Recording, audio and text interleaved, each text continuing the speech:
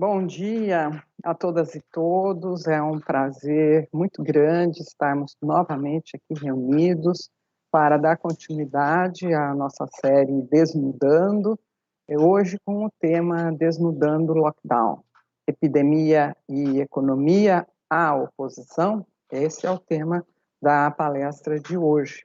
Este evento que é realizado pela Escola de Magistrados da Terceira Região, a EMAG, e conta com a coordenação da doutora Márcia Hoffmann, do Amaral e Silva Turri, que hoje conduzirá a palestra, o evento, ela que é a grande idealizadora dessa série e deste episódio de hoje e também de amanhã. Também na coordenação a juíza federal Renata Andrade Lotufo, a desembargadora federal Inês Virgínia e eu, que sou diretora da Escola Terezinha Caserta. Esse evento nós estamos realizando desde o ano passado, os Desnudando, já tivemos preconceitos, já tivemos gênero, já tivemos também a questão das fake news, e agora vamos falar de lockdown, o tema do momento, né? Que ainda traz muitas dúvidas, muitas incompreensões, nesse período tão obscuro que estamos vivendo, um período de grandes incertezas, aflições, medo, incompreensões, informações desencontradas, controvérsias, enfim, é um momento em que todos estão muito apreensivos e, na verdade, cheios de dúvidas e inseguros e até, por que não dizer, perdidos. Então, nós vamos procurar deitar alguma luz sobre esse tema, sabendo que não o esgotaremos, mas trazemos aqui a visão da economia, a visão da medicina, para debater, e vamos contar, obviamente, com a colaboração do nosso público, que tem sido muito fiel, nos acompanhando, enviando as suas perguntas, que são muito bem-vindas. Hoje, comandará o evento a doutora Márcia Hoffmann, a quem eu já passo a palavra de imediato para dar início aos trabalhos, porque sei que todos estão ansiosos, aguardando todas as informações e as discussões que virão. Doutora Márcia. Muito obrigada, doutora Terezinha. Bom dia a todos. Inicialmente, nós gostaríamos de pedir que todos mantivessem, é claro, a não ser o nosso caro convidado, a câmera desligada e o microfone também desligado. Nesta semana em que a Fiocruz aponta o maior colapso sanitário e hospitalar da história do Brasil, em que o Copom eleva a Selic para 2,75%, em que o Brasil bate novo recorde de mortes diárias por Covid-19, a EMAG traz os mais conceituados profissionais para debater, desvelar diferentes aspectos de um tema que está na ordem do dia. Bem-vindos ao Desnudando Lockdown. Perguntas e comentários no chat serão bem-vindos. Por favor, escreva o nome de quem pergunta, e a pergunta a quem dirigida será reservado um tempo ao final para respostas. Hoje, nossa, eu perdi aqui o meu roteiro.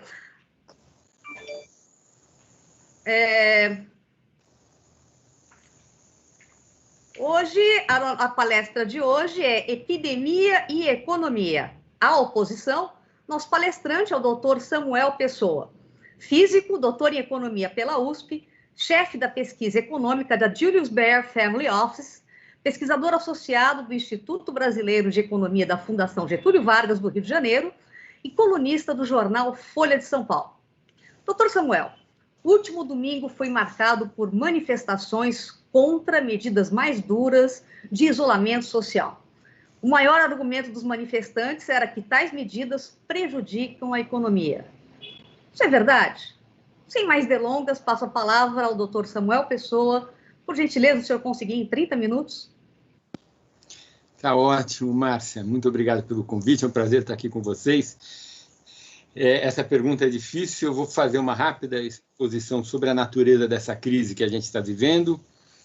Termino com o que a gente sabe a respeito dessa sua pergunta, e aí elaboro um pouco a manifestação de domingo, né? O que é, para mim, o que ela representa, né? Deixa eu compartilhar. Vocês enxergam bem? Sim.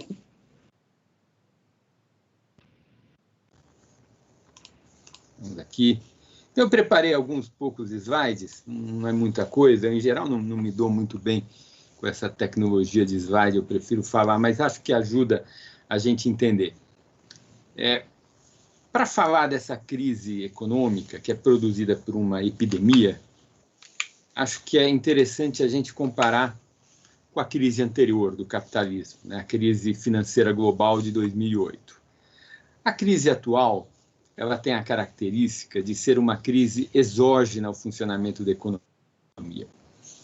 As economias estavam andando e apareceu um vírus, e esse vírus gerou um problema de saúde pública no planeta e, portanto, as economias foram desligadas. Houve uma parada brusca das economias no segundo trimestre do ano passado, com exceção da China, cuja parada brusca foi no primeiro trimestre, e conforme as economias e as sociedades lidam melhor ou pior com o vírus, o tratamento final é a vacinação, mas muitas sociedades conseguiram lidar muito bem com o vírus antes de se vacinarem.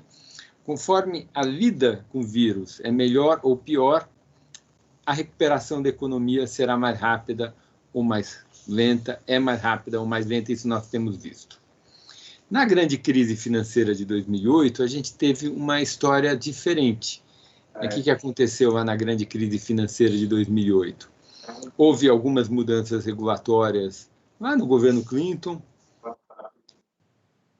que facilitaram os critérios de concessão de crédito, de aquisição de casas próprias, né, hipotecas, para a baixa renda norte-americana.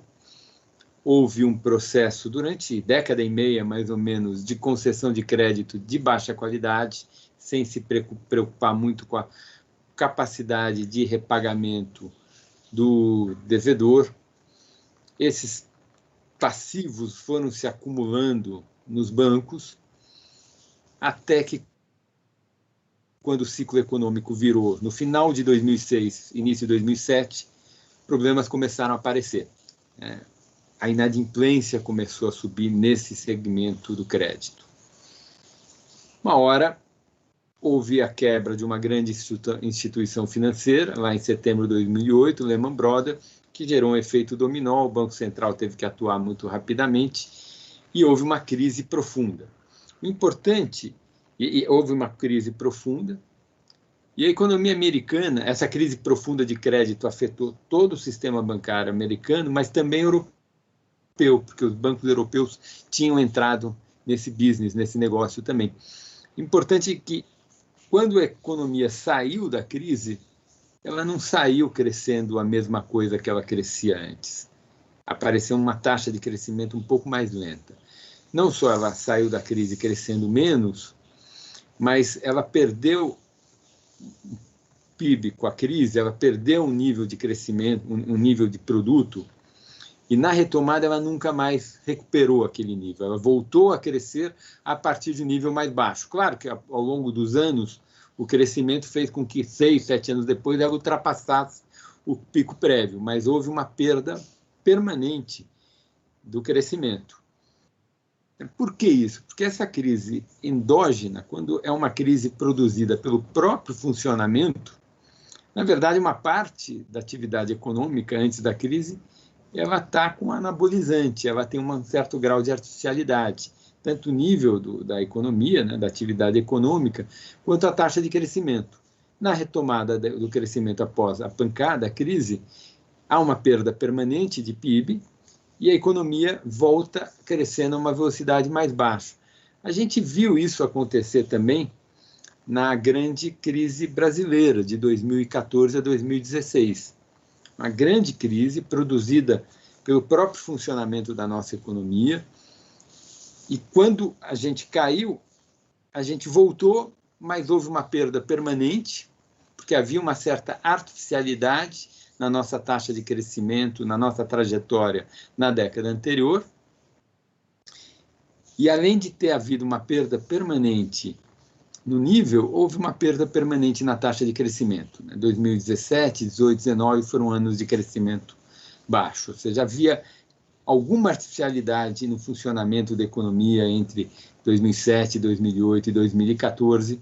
2013, essa artificialidade cobrou um preço no período seguinte. Então, só para a gente olhar o que eu estou querendo dizer, essa linha preta aqui é a trajetória da economia americana. Começa em 2013 e vai até 2015. Tivemos aquela grande crise financeira global e a economia teve uma recuperação muito lenta. Os economistas, eles têm um conceito que é produto potencial, que é quanto a economia consegue produzir, quanto ela consegue produzir em condições normais de temperatura e pressão. Esse tracejado aqui, gente, era a trajetória do produto potencial prevista pelo órgão do Senado, do Congresso americano, que é responsável pelo orçamento, o CBO. Então, o CBO, em 2007, previa que a trajetória do produto potencial americano fosse essa. E aí, em 2014, esse autor, o John Fernand, que é um técnico do Banco Central norte-americano, da unidade de São Francisco, do Banco Central norte-americano, ele calculou que o produto potencial fosse essa tracejada aqui. Então, se a gente comparar as duas, o cálculo que o CBO tinha feito em 2007 e a revisão que o John Fernand fez em 2014, a gente vê que houve uma perda de quase 8%, 7,5% permanente. Ou seja, havia um grau de artificialidade nos anos anteriores que cobrou seu preço à frente. Além disso, a economia passou a crescer a uma velocidade um pouco menor.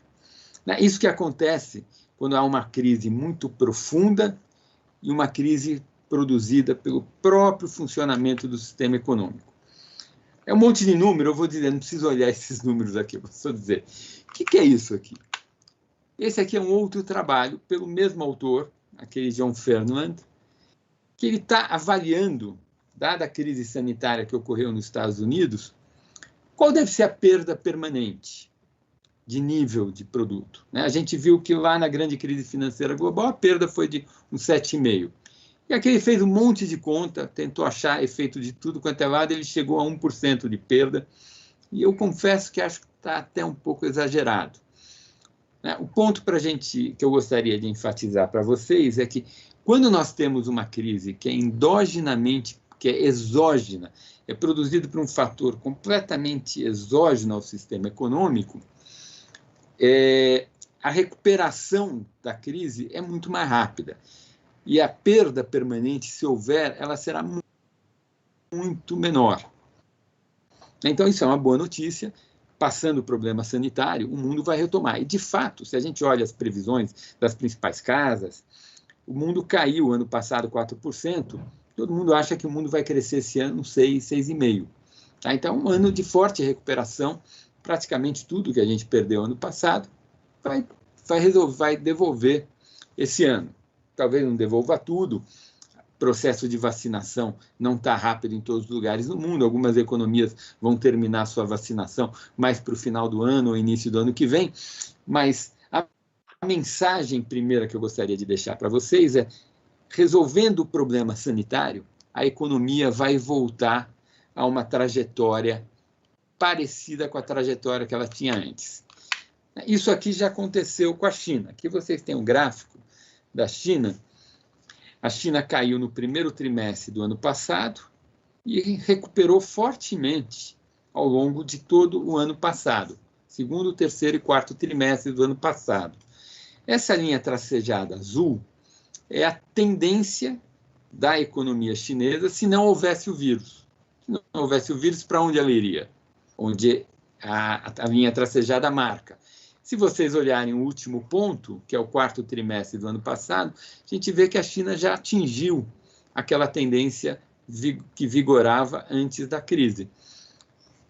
Também podemos olhar as previsões para a economia americana. Aqui eu peguei a previsão do Deutsche Bank, mas ontem mesmo houve a reunião do Banco Central norte-americano, na verdade houve a reunião do Comitê de Política Monetária do Banco Central norte-americano, e a gente soube as previsões lá dos membros do Copom americano, né? Chama FONC lá. A gente viu as previsões, e as previsões batem exatamente com essas previsões que eu tinha já preparado do Deutsche Bank. Então, o que o Deutsche Bank está dizendo? Economia americana, essa linha cinza é a tendência pré-Covid, é o que seria a trajetória da economia americana se não houvesse Covid. Tracejada é onde a gente está, a economia americana caiu no primeiro, caiu no segundo trimestre, recuperou no terceiro, fechou o quarto aqui, e a trajetória hoje que se tem é dada por essa linha azul. Houve uma revisão para cima, hoje tem uma visão muito mais otimista, isso está associado à eleição de um presidente democrata com maioria nas duas casas, ou seja, o fato de haver um governo de maioria, e esse governo de maioria ter aprovado um incentivo fiscal muito substancioso de 9% do PIB para estimular a economia. A economia americana deve crescer esse ano 6,5%. Aí, com isso, ela vai atingir, vai até ultrapassar um pouco a tendência que vigorava antes da crise. Um cenário muito diferente do cenário dessa figura aqui. Então, esse era o primeiro fato que eu gostaria de enfatizar aqui para vocês. Uma dose de otimismo no meio de tanto pessimismo. Segundo fato curioso, que é sobre a natureza do Brasil, né? Como que a gente é. Vocês veem nesse gráfico, tem essas barrinhas. Barrinhas, em geral, são cinzas, tem algumas barrinhas em amarelo e tem a barrinha em vermelho, que é o Brasil. O que representa cada uma dessas barrinhas? A gente lê na coluna da esquerda, é um número em proporção do PIB. A variável que está representada nessa barrinha é o gasto fiscal por medidas ligadas ao combate à epidemia, ao alívio da economia, da epidemia, que considera tanto aumento de gasto, como foi o caso no Brasil do auxílio emergencial, desonerações tributárias e um cálculo do gasto que o Tesouro vai ter, porque ele deu garantia a empréstimos que foram necessários. Então, soma tudo isso, calcula como proporção do PIB. O que a gente vê é que o Brasil, dos países da América Latina, aquelas barrinhas amarelas são os demais países da América Latina. Barrinha vermelha é a nossa. A gente vê que o Brasil, na América Latina, é o país que mais gastou. A gente gastou uns 12% do PIB nessa base de dados do FMI. Então, é interessante isso, porque a gente tem hoje no Brasil um governo considerado de um liberal, de um presidente de extrema-direita, né? Certamente é um presidente de direita, muitas pessoas classificam o presidente Jair Bolsonaro como de extrema-direita. Eu não sou cientista político, não tenho muita condição de emitir opinião aqui, mas me parece acertada essa classificação do presidente Jair Bolsonaro como presidente de extrema-direita. Não obstante isso, o Brasil, no continente, disparado, foi o país que mais gastou com medidas de sustentação e de alívio da epidemia. Isso fala um pouco sobre a gente, né? A gente pensar. Com isso, vamos discutir um pouco como tem sido a economia brasileira. Aqui a gente tem a trajetória do PIB brasileiro, cada pontinho é um trimestre, os dados são trimestrais. A gente vê o primeiro dado, eu coloquei no primeiro trimestre de 2014, que é o último trimestre antes do início da grande crise brasileira. A grande crise brasileira foi datada pelo CODACE da Fundação Getúlio Vargas como tendo iniciado no segundo trimestre de 2014 e ido até o último trimestre de 2016, como eu havia dito para vocês. Houve uma perda grande de produto, a gente sai de um nível 175 para um nível 163, mais ou menos, é uma perda de quase 8%, e aí a gente nunca mais recupera essa perda. A gente volta crescendo lentamente até o quarto trimestre de 2019, que é esse ponto. Primeiro trimestre de 2020, já no mês de março, a epidemia bateu forte, caímos, aí tivemos uma perda muito grande no segundo trimestre, e a recuperação no segundo semestre foi uma recuperação em V. A economia caiu 4,1%. Mais importante é a comparação da posição final da economia, que é essa última bolinha, com o quarto trimestre de 19, que é essa aqui, antes da epidemia. Tá? Esse ponto está 1,1% abaixo da posição antes da epidemia chegar aqui, que é o último trimestre do ano de 2019. Então, foi um resultado muito melhor do que se imaginava. Muitas pessoas dizem que esse resultado muito melhor deve-se ao auxílio emergencial, ao gasto público. Faz sentido essa alegação. Mostrei para vocês que o Brasil foi o país que mais gastou no continente americano, latino-americano, né, não é continente, nos países da América Latina. Mas quando a gente faz estudos mais rigorosos, esse resultado ainda não é consenso, ele não aparece em estudos mais rigorosos.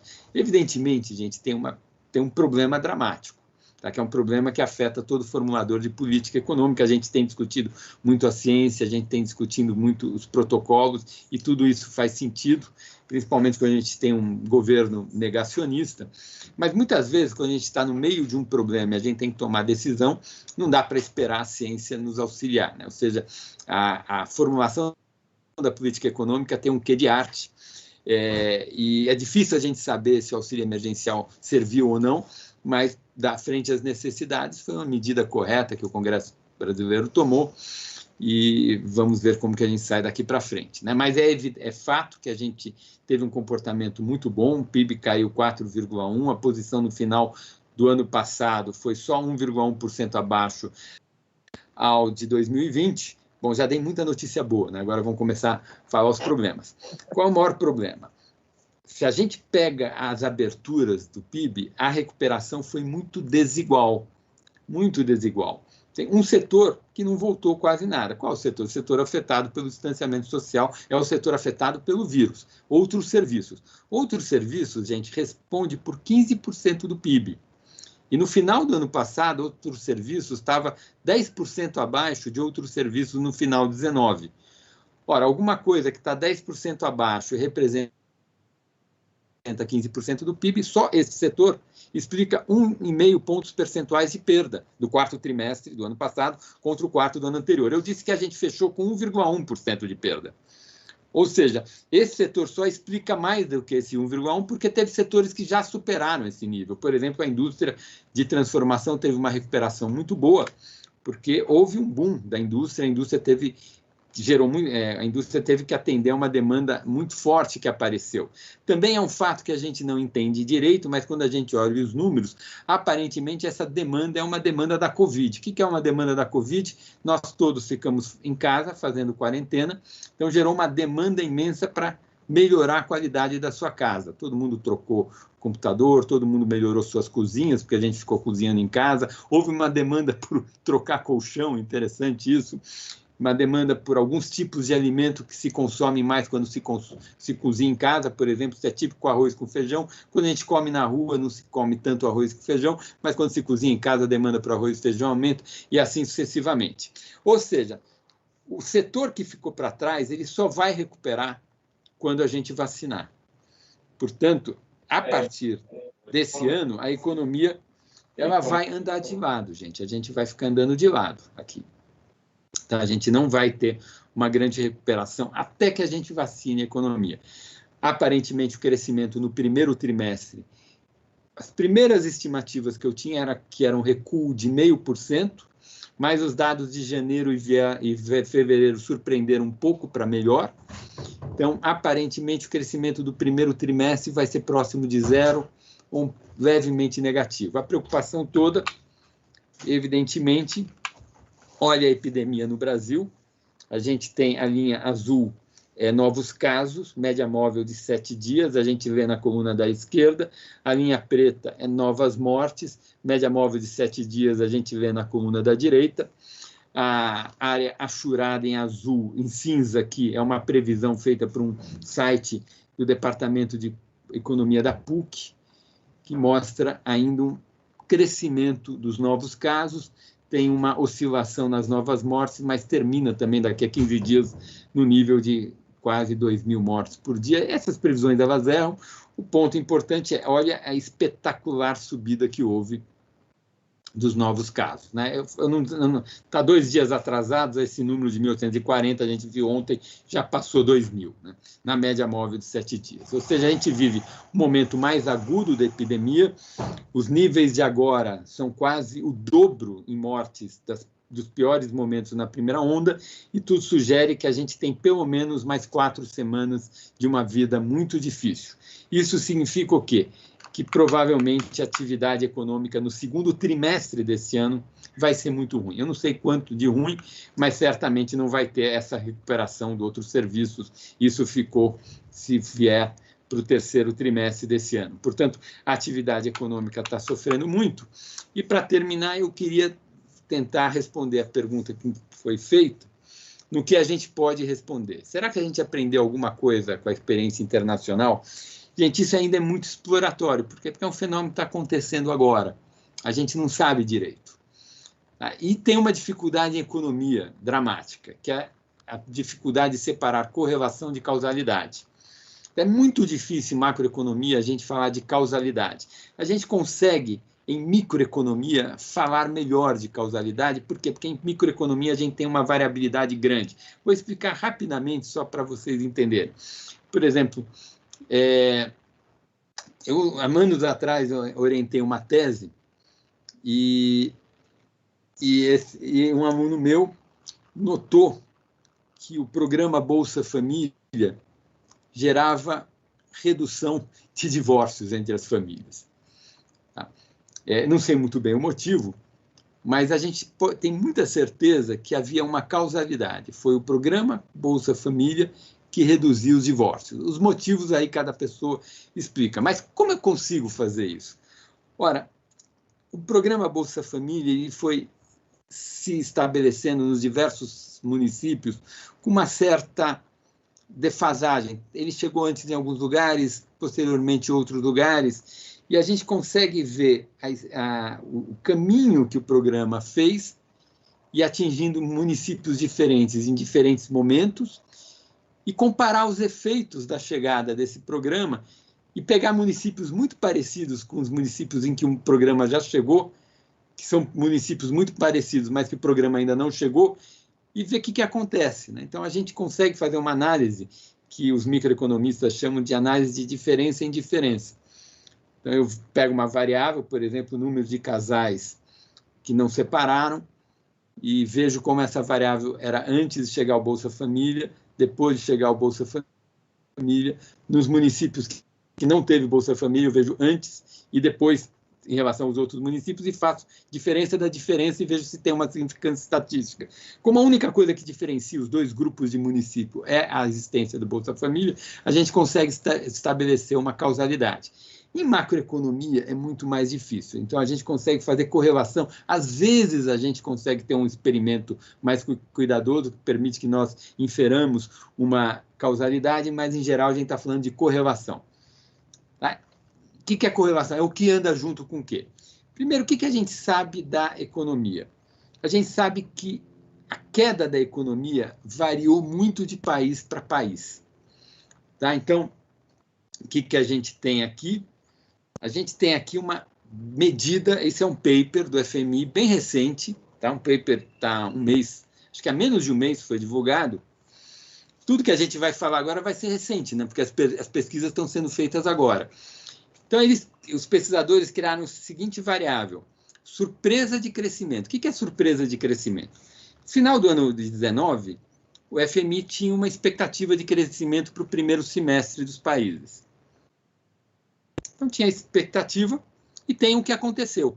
Então, a surpresa de crescimento é para cada país da amostra a diferença entre a expectativa do FMI no final de 19 e o crescimento que ocorreu de fato no primeiro semestre. E aí tem países que a frustração de crescimento foi 40%, países que quase não houve nenhuma frustração de crescimento. Isso é a função distribuição dessa variável, frustração de crescimento. Então, eu posso dizer que uma quantidade, o grosso dos países estavam aqui. A frustração de crescimento foi entre 20% e 10%. Mas teve alguns poucos países, medido por essa, foi entre 40% e 30%. Então, a frustração de crescimento ocorreu para todo mundo, mas ela ocorreu de forma muito diferente. Teve alguns países que houve muita frustração, outros países que houve pouca frustração. Então, a pergunta é, será que eu consigo pegar um conjunto de variáveis e estabelecer a correlação dessas variáveis com a frustração? Então, é isso que eles fizeram. E eles identificaram aqui, gente. Tá? Então, tudo que eu preciso explicar para vocês agora, essa figura, não é muito complicado. Aqui tem as diversas variáveis que, depois de rodar milhões de regressão, mas é milhão mesmo, tá? É da ordem de milhão. Aí você pega um monte de variáveis, tem um mecanismo, tem um software que faz isso, vai selecionando um monte de variáveis, subconjuntos das variáveis, e vai rodando regressão e vai vendo o que é robusto, quais são os resultados robustos. E o que é robusto é que as variáveis que se correlacionam com frustração de crescimento são o nível do PIB per capita. Quanto menor a renda per capita, mais o país sofreu. A ideia é que país muito pobre não tem sistemas de saúde bons, então tem mais dificuldade. O segundo item, isso tem a ver com a pergunta que me foi feita, é o indicador de fechamento da economia, então quem fechou mais caiu mais. O terceiro item é mortes, morreu mais, caiu mais. E é surpreendente que esses dois itens têm o mesmo tamanho, já vou te explicar o que é esse tamanho. Mas, então, nível de renda per capita, indicador de fechamento da economia, mortes, democracia, a gente viu que as democracias têm problemas de coordenação em momentos dessa natureza. Evidentemente, todo mundo que tem muito turismo, Portugal, Espanha, Itália, Caribe, teve uma perda muito grande, porque a primeira coisa que a epidemia faz é acabar com o turismo. Economias mais flexíveis de crédito, é difícil interpretar isso, mas apareceu na regressão deles. Quem estava crescendo muito sofreu mais. Claro, né, porque o FMI lá em 2009 projetava um crescimento bom para quem vinha crescendo muito e a frustração um pouco maior por conta disso. E o estímulo fiscal tem um impacto, mas é um impacto pequenininho. Bom, o que esse número significa? Significa o seguinte: eu tenho essa variável que se correlacionou com surpresa negativa no crescimento. Eu vou selecionando os países do mais pobre ao mais rico. Então, o que esse efeito está dizendo aqui é 6%.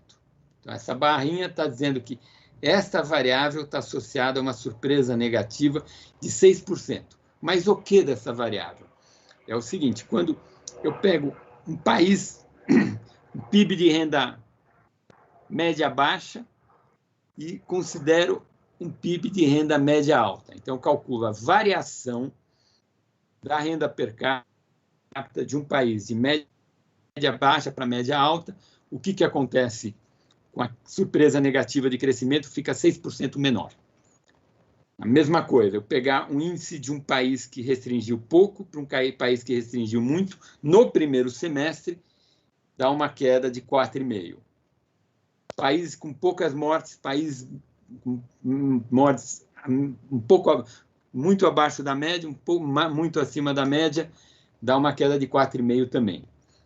Então, países pouco democráticos, muito democráticos, pouco democrático, quando eu saio do muito democrático para pouco democrático, a queda é 4 pontos percentuais menor. Ter muito turismo gerou 4 pontos percentuais a mais e assim sucessivamente.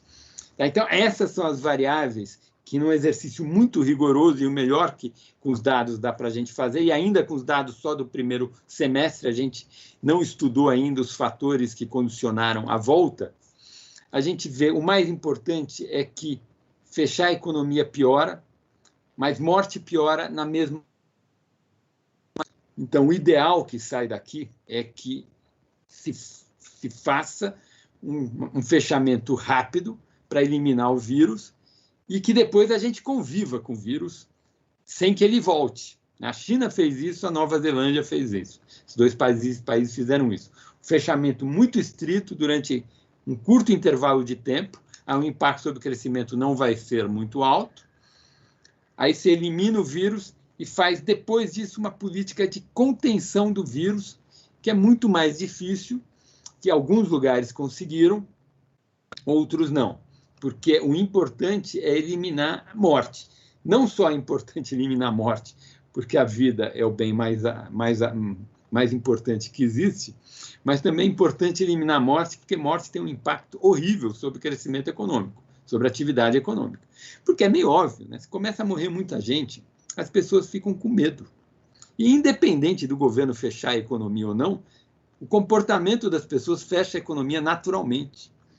Então, só faz sentido não faz sentido essa contraposição entre economia e epidemia, porque se a epidemia correr solta para a gente tentar salvar a economia, vai morrer um monte de gente, e aí a economia vai fechar naturalmente, quer o governo queira, quer o governo não queira, porque as pessoas vão ficar com medo, e isso vai acontecer no segundo trimestre no Brasil, isso vai acontecer nas próximas semanas, porque as mortes estão se avolumando, elas provavelmente continuarão a crescer, vários analistas da área sanitária já dizem que provavelmente nós vamos estabilizar com 3 mil mortes dia, que é uma pequena tragédia, uma enorme tragédia, e, portanto, as pessoas vão ficar em casa, quer os governos decidam ou não decidam. Deixa eu ver se eu esqueci de alguma coisa. Vou terminar com uma nota positiva. Aqui é o gráfico dos novos casos para Israel. Israel já vacinou toda a população e a gente vê que os resultados começam a aparecer. Provavelmente mais uma semana e meia, 2, a epidemia deve desaparecer em Israel. Esperemos que a gente tenha acesso à vacina e que superemos essa enorme tragédia. Com isso, eu termino a minha fala inicial. Fiquei dentro do meu tempo. Muito obrigado pela atenção de vocês. Doutor Samuel, muito obrigada. Eu estou aqui extasiada com sua fala. Eu queria fazer mais uma provocação aqui, se o senhor me permitir. Nós estamos, basicamente, com o público, em sua imensa maioria, de funcionários públicos. E é uma questão que muito nos angustia. Se eu bem entendi o que o senhor explanou, existe um fator exógeno, o senhor fez uma diferenciação entre fator endógeno e fator exógeno nos países, que seria epidemia, que uma vez contornado esse fator, os países voltariam a crescer como estava previsto antes. E depois o senhor tocou na questão do gasto público. E eu viria para o Brasil, não sei se seria correto fazer essa diferenciação, numa questão estrutural do gasto público e numa questão específica da pandemia. A mídia vem tratando a reforma administrativa como essencial para a retomada do investimento do Estado. E, particularmente, nos últimos tempos, tem se falado do que dizem a imprensa, as televisões, que o congelamento de gastos do funcionalismo seria suficiente, em tese, para garantir a contrapartida do pagamento do auxílio emergencial, que o senhor mesmo colocou como fundamental para a economia e também para garantir o consumo dessas famílias.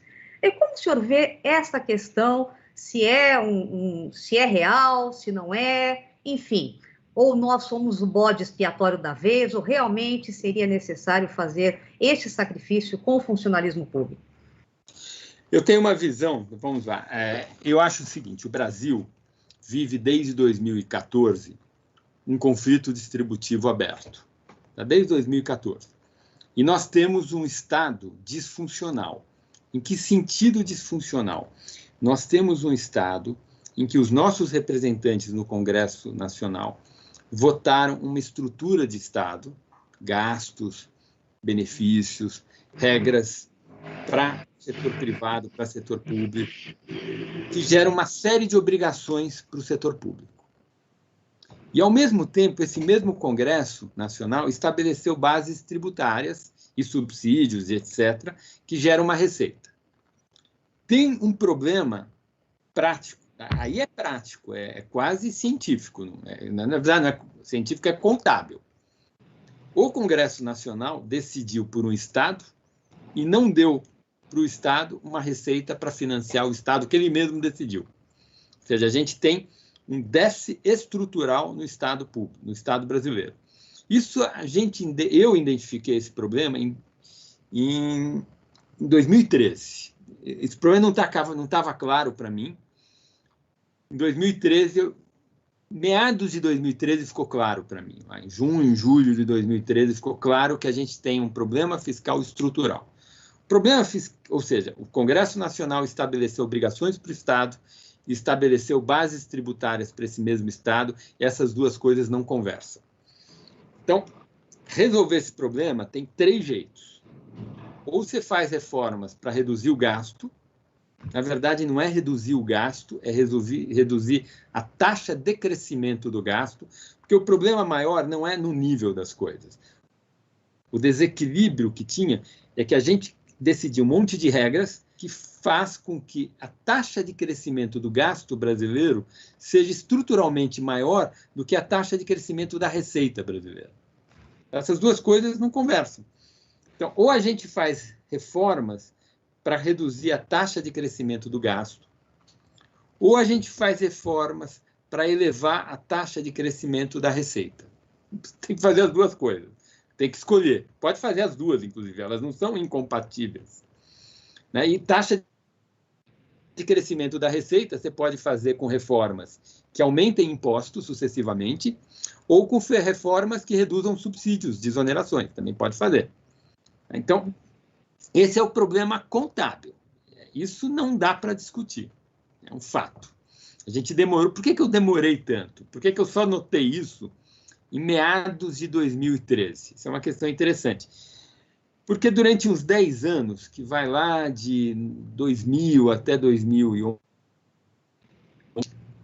durante esses 10 anos, a receita cresceu muito por fatores que não iam se repetir. 2 fatores. Primeiro fator foi o boom de commodities. Lá a China aumentando muito o preço de commodities. Como o Brasil é um grande exportador de commodities, e o governo tem uma carga tributária sobre esses bens e serviços, principalmente esses bens, a receita ficou inflada enquanto a gente teve o boom de commodities. Outro fenômeno é que durante 10 anos nós tivemos um longo processo de formalização da mão de obra. Quando eu formalizo um trabalhador, eu gero mais impostos, porque o trabalhador vai pagar a contribuição para a Previdência, vai pagar imposto de renda, for uma renda maior e assim sucessivamente. Esses processos terminaram lá por 2010, 2011. E aí apareceu o nosso problema fiscal estrutural, que é contábil. É um Estado que é estruturalmente deficitário. E a gente tem que resolver isso. A questão da reforma administrativa, no meu entender, ela teria que priorizar, o foco dela não deveria ser o gasto. O gasto também é importante, a gente tem que eliminar desperdícios. Outro dia, na Folha, tinha uma notícia sobre remuneração do judiciário de alguns desembargadores, acho que foi ontem ou antes de ontem, com valores muito elevados. Me parece que aquilo não faz sentido em nenhum lugar do mundo. Então, essa é uma agenda. A gente sabe que tem um projeto de lei para fazer com que o teto do funcionalismo seja aplicado, mas isso é outra discussão. De maneira geral, a reforma administrativa deveria ser uma reforma com o objetivo de aumentar a eficiência do funcionamento da máquina pública. O Brasil gasta bastante com o seu Estado. Se eu somar tudo que a gente gasta com aposentadorias e pensões de servidores e salários, é muito, é quase 15% do PIB. Poucos países gastam tanto com o servidor público quanto a gente gasta. Aí tem toda uma discussão. Será que a gente gasta muito porque tem servidor demais? Ou a gente gasta muito porque o salário é alto demais? Ou uma combinação? Parece que não tem servidor demais. Eu já vi os dados de comparação internacional. O Brasil não tem servidor demais. Então, parece que tem um problema na estrutura salarial. Os salários dos servidores públicos no Brasil são muito maiores do que equivalente a outros lugares do mundo, dada a realidade do país. Se isso for verdade, tem outra questão. Isso acontece em todos os poderes ou em alguns poderes? Isso acontece nos 3 níveis da federação ou não? Então, todas essas questões precisam ser discutidas E eu acho que tem um problema de incentivo no setor público, sim. Quer dizer, eu acho que concurso público com uma estabilidade ilimitada como é hoje, eu acho ruim. Eu acho que talvez para algumas pequenas carreiras de Estado, eu penso que para juiz e talvez fiscal da Receita e talvez Exército, mas não para outras. Quer dizer, essa ideia de que a estabilidade é ilimitada, eu acho que enrijece, né? Eu pergunto para vocês, imagina um Estado que tem uma certa estrutura de gastos. Aí tem uma crise econômica, a gente descobre que o país é permanentemente mais pobre. Aconteceram coisas. Ficou permanentemente mais pobre. Tem que passar toda essa conta para o setor privado, na forma de aumento de tributação, para manter a estrutura do Estado intacta? Eu acho que não. Acho que a gente tem que ter um mecanismo de mediação que, quando ocorrem choques muito grandes e a estrutura de receita do Estado muda muito, tem que ter algum mecanismo de ajustar esse empobrecimento do país para o setor público também. Eu acho que isso é ruim do jeito que a gente está. Então, eu entendo o ponto. Agora, eu entendo o ponto da imprensa falar da reforma administrativa. E eu acho que esse ponto apareceu agora, porque a gente passou por várias crises. A gente teve, entre 2014 e 2016, a maior crise da nossa história. Agora estamos tendo uma crise sanitária. O país empobreceu muito desde 2014 até hoje. E o setor público passou uma parte grande demais dessa conta para o setor privado na forma de aumento de impostos, mantendo a sua estrutura de gastos absolutamente intacta. Então, claro que eu acho que também no boom de commodities, principalmente a partir de 2005, quando o presidente Lula ficou preocupado com o mensalão, foram concedidos programas de aumento de salários que tornou a estrutura salarial do setor público brasileiro um pouco irrealista para a realidade do país. Então, isso é uma questão que precisa ser pensada. Então, acho que o erro que a gente cometeu foi lá atrás. Quando teve o boom de commodities, a gente deveria ser um pouco mais parcimonioso na estrutura de aumentos e nas contrapartidas que a gente pede para os servidores. Mas, de maneira geral, Márcio, eu acho que a reforma administrativa ela deve objetivar não redução de gasto, mas objetivar aumento da eficiência do setor público na oferta de serviços públicos para a população. Falei um monte de coisa, gente. Foi maravilhoso. Obrigada, doutor Samuel. Nós temos algumas perguntas já do nosso público. A primeira pergunta é da Marisa Costa Miranda, que ela pergunta o seguinte: essas pesquisas estão disponíveis ao público em geral, as pesquisas que o senhor mencionou? No caso afirmativo, onde podemos satisfazer a nossa curiosidade? Não, tudo isso que eu mostrei um texto, dois textos daquele técnico do Banco Central norte-americano em São Francisco, o John Ferdinand, e um texto da FMI. Tudo livre, só entrar no site. Eu posso depois eu passo o link dos 3 textos, e isso pode ser divulgado, tudo conhecimento comum. Perfeito. Então, o doutor Samuel passará, a gente divulga aqui no site da IMAG, tá certo? Marisa, obrigada, doutor. Outra pergunta é da Fabiana Carla da Rosa. Ela é o seguinte: muitos brasileiros, para ficar em casa, nem que seja por alguns dias, precisam de auxílio. Como conciliar um auxílio de valor decente com o risco da hiperinflação? É difícil. Eu não tenho uma resposta fácil para essa pergunta. E uma complexidade é o adjetivo decente. Porque o que é decente varia de pessoa a pessoa. Ontem mesmo eu vi não sei onde eu vi no UOL, em algum lugar eu vi uma juíza, eu não sei se era federal, dizendo que juiz no Brasil é classe média, que a renda que a gente tem é de classe média. Bom, o que é classe média?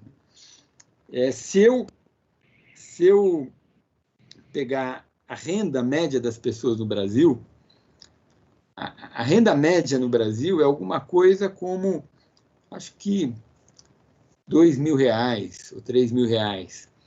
Uma pessoa que ganha 20 mil reais por mês, ela está no 1% mais rico do país. 1%. Agora, 1% mais rico não pode ser classe média. Mas as pessoas se acham. Quem ganha 20 mil reais por mês acha que é de classe média. Por quê? Porque às vezes, essa pessoa viaja, ela vai para a França, ela vai para os Estados Unidos, né? E aí ela vê o padrão lá, médio, daquela sociedade. E ela acha que ela é a classe média porque ela tem uma vida de classe média da França. O problema é que a renda per capita da França é 5 vezes a brasileira. Agora, se eu for dar para todo mundo no Brasil a renda per capita da França, a dívida pública multiplica por 100 da noite para o dia, ou por 10 da noite para o dia, e o Brasil quebra. Ou seja, então, a primeira coisa é que a gente, quando diz esse adjetivo decente, a gente tem que substanciar esse adjetivo na nossa realidade. Ou seja, o Brasil é uma economia relativamente pobre. Seria muito legal que a gente crescesse, que a gente passasse a ter a renda per capita da França. Mas enquanto a gente não conseguir isso, adjetivos como esse têm que ser ajustados à realidade do país. Inclusive também a remuneração dos servidores públicos precisam ter algum tipo de mediação com a realidade do país e a realidade do mercado privado de trabalho, que é o que o país produz. Então, eu acho que a gente exagerou no auxílio emergencial ano passado, 600 é decente, sei lá, mas para o Tesouro Nacional é muito, tanto é que a dívida pública aumentou muito. Então, o ideal é que nós tivéssemos feito um pouco menos no ano passado para poder fazer mais agora. Não foi o que a política conseguiu produzir. Eu acho que a gente tem um auxílio que vai entrar agora, vai gerar 44 bilhões a mais na dívida pública. Eu acho que está bem calibrado. Mesmo assim, estamos com um desequilíbrio grande, e 23 vai ser um ano em que a sociedade vai se haver com o seu conflito distributivo. Isso quer dizer o quê? O meu sonho é que o processo eleitoral de 2022 seja mais maduro do que o que ocorreu em 2014 e que ocorreu em 2018. Meu sonho é que o tema da eleição 2022 seja o nosso conflito distributivo, o problema do desequilíbrio estrutural do setor público. E que os diversos candidatos digam como que eles vão resolver. E tem 3 jeitos de resolver. Ou aumentando impostos, e aí precisa dizer qual imposto, sobre quem e quanto que vai aumentar e qual a expectativa de receita. Ou reduzindo desonerações tributárias. Só tem vida dura aí, tem que mexer na Zona Franca de Manaus ou não, tem que mexer no regime especial do Simples, tem a exoneração para a saúde de imposto de renda pessoa física, tem a exoneração para a educação do imposto de renda pessoa física, tem um monte de exoneração, né? A pessoa está com Alzheimer no final da vida, não precisa pagar imposto de renda, nunca entendi por quê. Se for um rico, faz sentido? Outro dia eu vi no jornal mesmo hoje, tem um projeto de lei para considerar quem é cego de um olho só como deficiente, aí não vai precisar pagar imposto de renda, vai comprar carro com IPVA menor. Então, a gente tem uma série de meia-entradas, né, como o meu amigo Marcos Lisboa chama, tem que discutir essas meias-entradas, vamos reduzir isso. Né? E ter o princípio geral que vamos tratar todo mundo igual. A pessoa é rica, vai pagar imposto de renda. Não importa se tem Alzheimer, se não tem Alzheimer, se tem vista perfeita ou não, se tem cardíaco ou não. Então, tem todas essas questões, ou aumento de impostos, ou redução de subsídios, ou reformas que reduzam gasto. E aí entra, evidentemente, quando a gente fala reformas que reduzam gasto, entra a folha de salário do setor público, evidentemente. Não só a folha de salário do setor público, mas entra a conta da Previdência e entra outras contas também. Aí tem que fazer essa reforma. Tem que pensar nisso, né, Karen? Então, o ideal é que a gente converse o ano que vem como que a gente mexe nessas 3 linhas: gasto, subsídios e receita. Muito obrigada, doutor Samuel. Temos aqui um elogio da minha querida professora Elza Boatê, professora da Faculdade de Direito da USP. Tá? Parabéns, muito claro na tradução da economia. Temos também uma pergunta do Ricardo Mendonça Cardoso. É possível considerar que o isolamento dos trabalhadores para os quais é possível home office pode contribuir para preservar a atividade econômica nas atividades em que isso não é possível? Não há a menor dúvida disso, né? Quer dizer, quem puder manter o teletrabalho e contribuir para o distanciamento social e dar a sua contribuição para que o espalhamento do vírus diminua, deve fazê-lo, e todo empresário deve estimular que isso aconteça com seus trabalhadores, seus colaboradores. O setor público tem um monte de áreas que dá para se manter o home office. Acho que praticamente tudo no judiciário a gente pode fazer à distância, e acho que isso tem que ser estimulado. Opa, muito obrigada. Tem uma pergunta aqui da Fernanda do Amaral e Silva Turri, que também é conhecida como minha filha. Ela pergunta o seguinte: como a subnotificação e pouca transparência nos dados afeta a economia, além de, claro, afetar uma decisão sobre o lockdown? Eu não acho. Esse é um tema que eu não me preocupo muito. Quer dizer, o Brasil tem vários defeitos, mas desde o Império a gente tem uma institucionalidade boa do Estado brasileiro. A gente tem boas estatísticas, e acho que isso é tradicional. Isso diferencia, por exemplo, o Brasil um pouco do resto da América espanhola. A gente sempre teve um Estado mais ou menos organizado, a gente sabe, e acho que os dados, apesar das subnotificações, esses problemas todos ocorrem, a gente acompanha relativamente bem a epidemia. A gente tem dados para o país, por estado, por município, tem boas bases de dados de nível de ocupação dos hospitais. Então, acho que a gente está bem informado sobre a tragédia que está se abatendo sobre o nosso país. Obrigada. Um comentário do Anderson Camargo, que ele acha que é complexo essa questão do auxílio, muito para quem paga e pouco para quem recebe, com certeza, mas o doutor Samuel já equacionou essa questão. Pergunta do meu querido Rogério Polese, que será interlocutor também aqui amanhã: qual a opinião do palestrante sobre tributar a distribuição de lucros e sócios e sobre a questão polêmica do imposto sobre grandes fortunas? Ótima questão, Márcia. Agradeço ao espectador por fazer essa pergunta. Essa é uma pergunta que é difícil, mas dá para responder perfeitamente, não tem nenhum problema. Então, vamos lá. A gente tem 3 regimes tributários. Vou primeiro responder a questão. Deixa eu começar com o imposto sobre grande fortuna, que é mais fácil.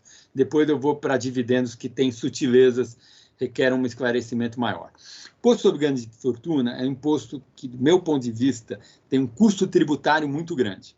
Porque você tem que fazer todo ano o inventário da riqueza da pessoa, né?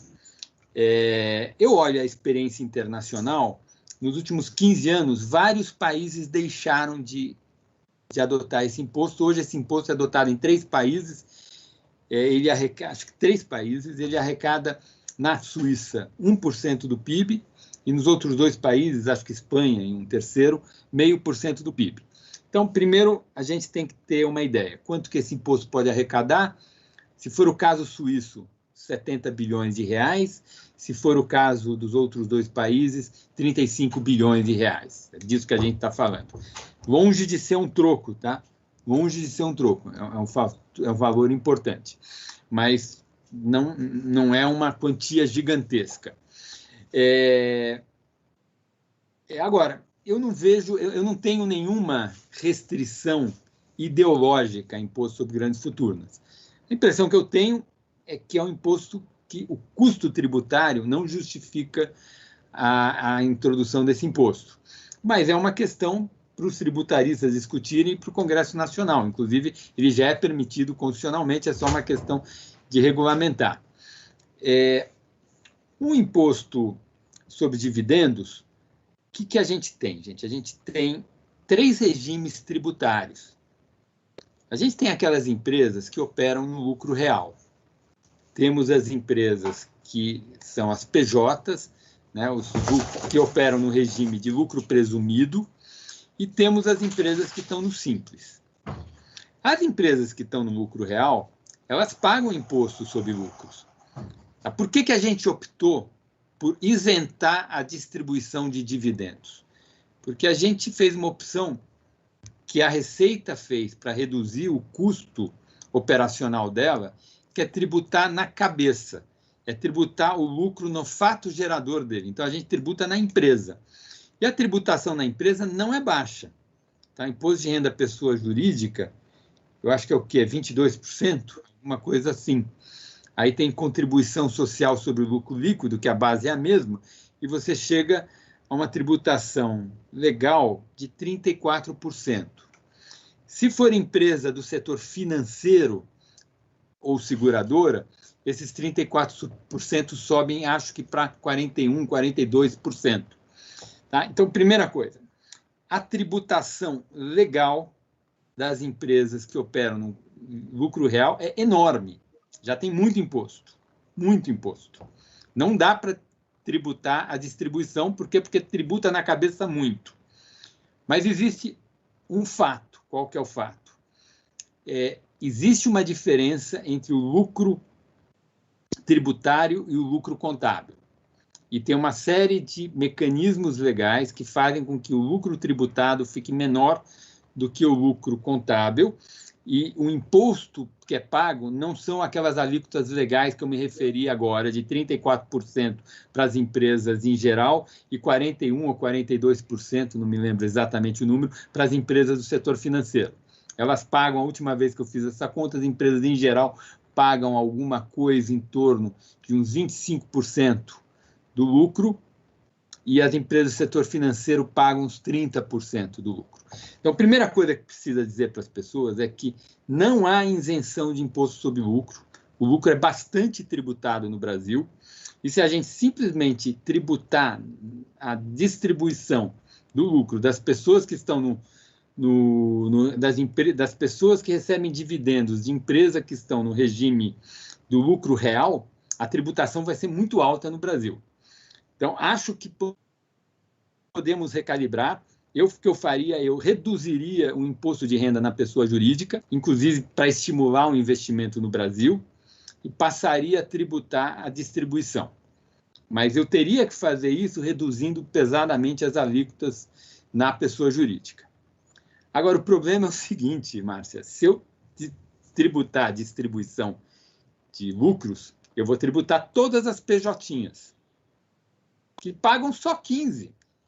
E, na verdade, a injustiça maior da isenção da tributação de lucros e dividendos não está nas empresas, no dividendo do Itaú ou no dividendo da Vale do Rio Doce, não está nessas. Porque essas, como eu expliquei agora, elas na cabeça elas pagam bastante. Podem pagar mais, a gente pode até discutir isso, mas não tem essa coisa, não se paga, só o Brasil, a Estônia, isso é tudo balela.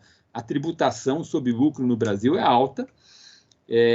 A gente pode mudar a base de tributação, podemos tributar menos na pessoa jurídica e mais na pessoa física, e tem um problema, sim, de uma série de possibilidades legais em que o lucro tributado é menor do que o lucro contábil, também tem uma área para a gente trabalhar aí, mas, no meu entender, as maiores distorções não estão no lucro das empresas que operam no regime tributário do lucro real. As maiores distorções, para mim, estão nos lucros das empresas que operam nos regimes extraordinários, que é o simples e o lucro presumido. E aí, Márcia, a coisa fica super complicada. A sociedade brasileira é hiper heterogênea, né? Muito heterogênea. E o Congresso brasileiro espelha essa heterogeneidade. Em geral, um deputado do PSOL, ele tem uma cabeça muito diferente de um deputado do PSL, por exemplo, e temos aí toda a complexidade e a heterogeneidade da sociedade brasileira. Agora, o Congresso, ele se une num tema. É impressionante, é consensual, nunca entendi isso. Todo mundo vota a favor de elevar o limite para enquadramento de empresas no regime do Simples. É das medidas de maior desigualdade tributária que o Brasil tem, é o regime tributário do Simples. Tá? É uma excrescência. O advogado abre um escritório, põe no regime do Simples e ele paga 5% ou 6% de imposto. E o resto é tudo renda dele. Se ele fosse contratado CLT, ele ia pagar, incluindo a contribuição para a Previdência, quase 50% de imposto. Então, a maior distorção nos lucros no Brasil, na tributação sobre o lucro do Brasil, não está no Itaú, na Vale, na Petro, está nas PJinhas e no regime especial do Simples. E aí a disputa política é dura. Eu dei essa longa resposta porque, em geral, as pessoas acham que tem uma coisa simples que resolve todos os problemas. Então, tem alguém muito ruim, em geral é o imperialismo, ou o capitalismo, ou os empresários, ou a grande empresa. A gente sempre acha que tem um ser meio maligno, e esse ser meio maligno que causa todos os problemas. A vida é muito mais complicada do que isso. Não há resposta simples para problemas complexos, não é mesmo, doutor Samuel? Exatamente, principalmente para lidar com conflito distributivo numa sociedade heterogênea e complexa como a brasileira. Doutor Samuel, nós temos vários elogios. Temos elogios aqui do Ricardo Mendonça Cardoso, já fez uma pergunta, da Silvia Cristina Gonçalves Moreira, do Wellington Gomes Leal, do próprio Rogério Polese. Temos um comentário aqui do Rodrigo Pinto de Lima. Infelizmente, nós já estamos avançados no nosso tempo, por nós ficaríamos o dia inteiro com o senhor, mas 1 hora o nosso evento, nós já passamos um pouco. Eu queria agradecer imensamente o doutor Samuel Pessoa, que nos honrou com a sua presença e a sua palestra brilhante. Agradeço também o público que nos brindou com sua presença e suas perguntas. Convido a todos para o segundo encontro do nosso evento Desnudando o Lockdown, amanhã, no mesmo horário. O tema é o que ficou visível com este desastre sanitário. Palestrante, Dr. Gonzalo Vecina, o interlocutor, desembargador federal Carlos Delgado. A todos, um excelente dia. Muito obrigada. Eu que agradeço a oportunidade. Até logo a todos e até a próxima. Até a próxima. Esperar tê-lo conosco outras vezes, doutor Samuel. Foi uma honra e uma alegria imensa. Muito obrigada. Obrigada, doutor Samuel. Foi realmente excelente. Muito obrigada pela contribuição com a nossa escola. Bom, foi um enorme prazer, gente. Que a epidemia passe logo e que as condições sanitárias do país melhorem, né? Estamos num momento muito preocupante e de muita tristeza também. 3.000 por dia, realmente, doutor Samuel, é mais um recorde lamentável, né? É triste, né? Muito triste. A gente fica sem palavras, na verdade. Vamos esperar que passemos por isso e consigamos ficar em pé. Muito obrigada, doutor. Obrigada, doutor. Até logo, hein, gente? Uma boa tarde. Até logo, doutor. Muito obrigada. Brilhante, doutor.